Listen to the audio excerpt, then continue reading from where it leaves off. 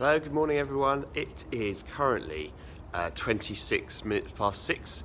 We're in Orlando. We've been at the PGA show all week and we're about to leave and head over to Sawgrass for the day. So myself, Joel Tadman, Mike Harris, the editor of Golf Monthly, and course photographer Kevin Murray have been invited to go over, take a look at the place as a whole. So have a tour of the clubhouse, find out what all the facilities are all about, and then we are going to get a chance to play the golf course. So we thought, well, why don't we take you along with us? So let's go.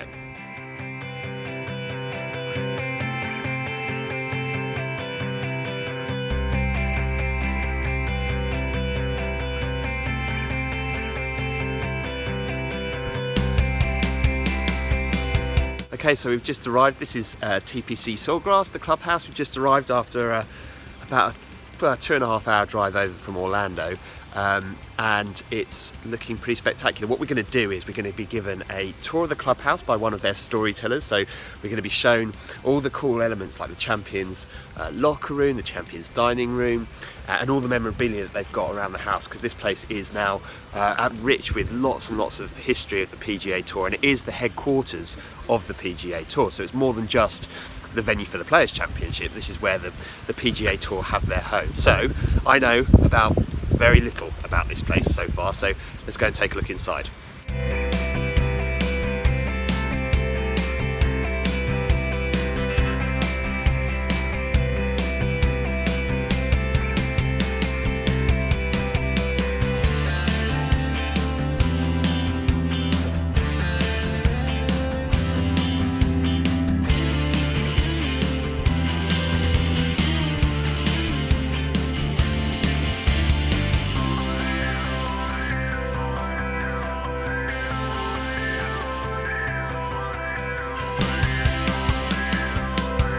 Okay, so the picture you see behind me is a picture of the moment when Jerry Pate won the first tournament that was held here at Sawgrass. The man you can see in the water behind him is Dean Beeman. He was pushed into the water there by Jerry Pate himself. And it was it's obviously a very historic moment. It's the first time the tournament had been played here, and the land here had actually been bought for $1 by the PGA Tour. They wanted a home for the PGA Tour. They wanted to build their tournament players golf course here, and it was all swampland. So Dean Beeman was able to buy the land for $1 with the promise that he was going to deliver this incredible venue.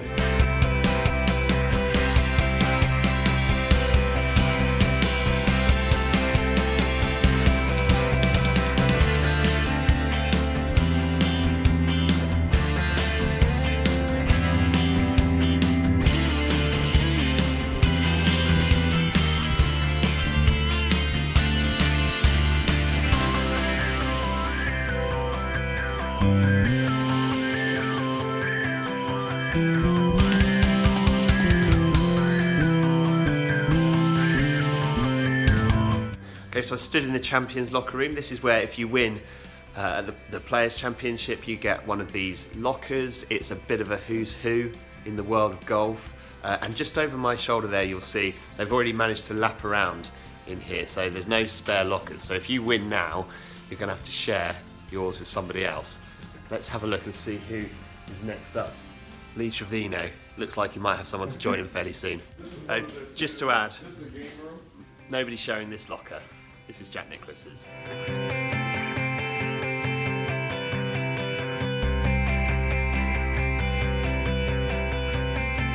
Okay, so the only people who are actually members of this golf club, there are a few corporate members, but the only people who are individual members here are members of the PGA Tour, and this is their sort of lounge area in the clubhouse. You're not allowed in here unless you're a member of the PGA Tour or a member of Golf Monthly today.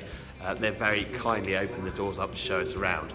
It really is beautiful. There's a pool table under there, but apparently ping pong is far more popular out on tour. Yeah, during the tournament week, this is a pretty popular place to be.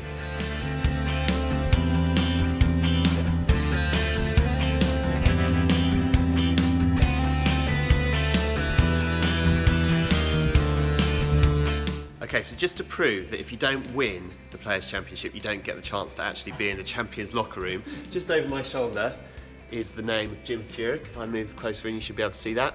There's Jim. He's a local resident here. He plays a lot of golf here, and he has to slum it in this changing room with the other members or the other people who play their golf out here at TPC.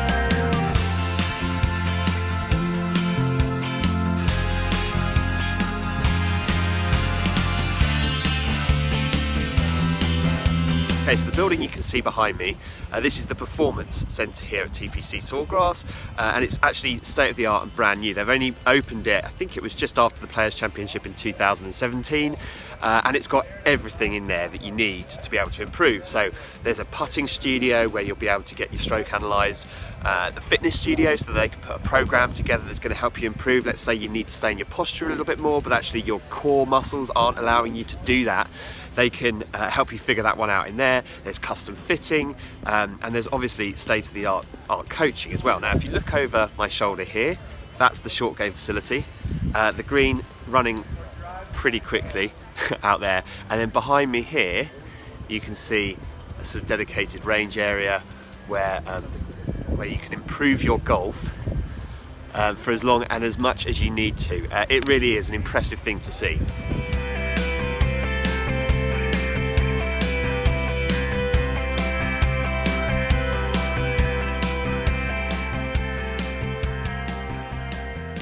Okay, so we've had our tour of the clubhouse, we've had our tour of the performance centre, and we've hit a few balls on the range, and now it's time for us to tee off. This is the first hole, water all the way down the right side. Let's play golf.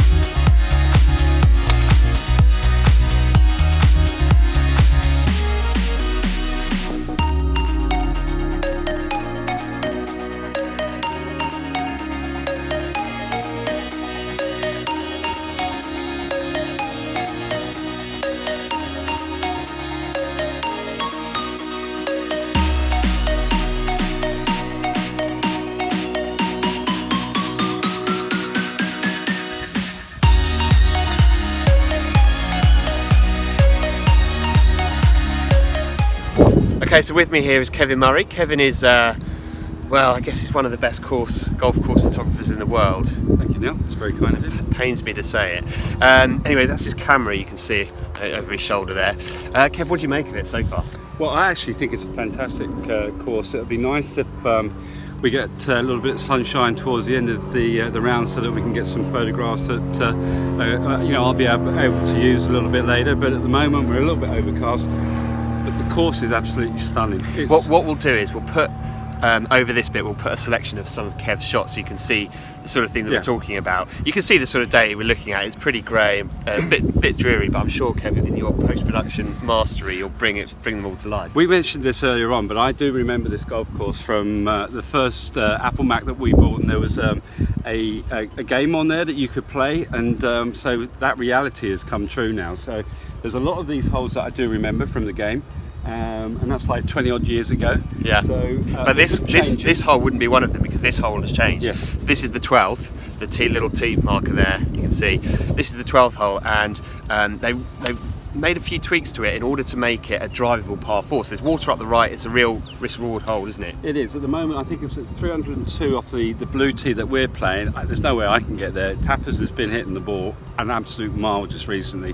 Your numbers when we were doing some of the testing was like 297 yards in the air. So this is doable for you, Taps, today. So we're going to see what Oh, happens. he's egging me on. I know. All right, let's see how we get on. Bye.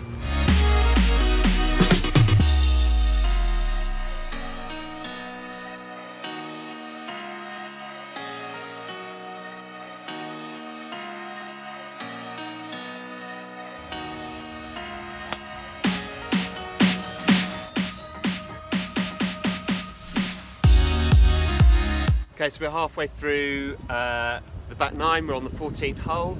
This is Mike. Mike, what are your thoughts on the golf course so far? Superb. Really, really great test. Very interesting design. Every hole. I think I read somewhere that no 2 holes consecutively run in the same direction. It's a really, really exciting course. I think really tested on both the drives. A lot of water in play, and also the approach shots. Some really nice mounding around the greens gives really nice look to all the approach shots, and the approaches are absolutely fantastic. And how are you playing? I've played better. I started off with 2 pars, so unfortunately it's gone downhill, but we are up in the match. So. I think I could say that for everyone, especially Golf Monthly's technical editor Joel Tadman, who has tested a lot of new golf products. Have a look at Joel's vlog. He's got some really good vlogs that he's produced while he's out here testing product, but I think he's just hit too many golf shots, and I think he's got a bit of a broken golf swing. But apart from that, we are having a good time. Fantastic.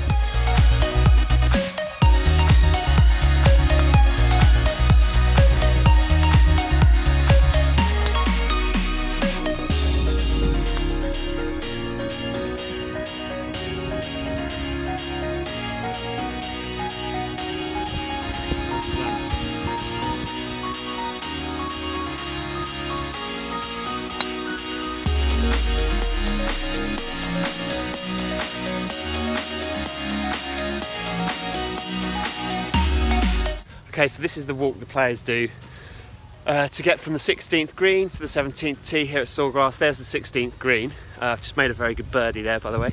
The only one of the day, sadly. You can see behind me on this side, you have all the stands, the bleachers going up, so that all the fans have got somewhere to sit and chill out and enjoy the golf.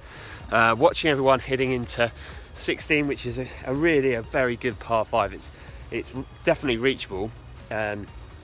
But anything that you push into the green is going to end up in the water. And there is our first sight of the 17th green. That flag is in the position that Tiger Woods hold that putt across the green one of the years that he won. I think it might have been on the Saturday. That might be their Saturday pin placement. There's been a few holes in one there over the years. Anyway, here's the tee. Here's the tee marker thing, and then a few fans will sit directly behind here and watch all the golf. Right, let's give it a go.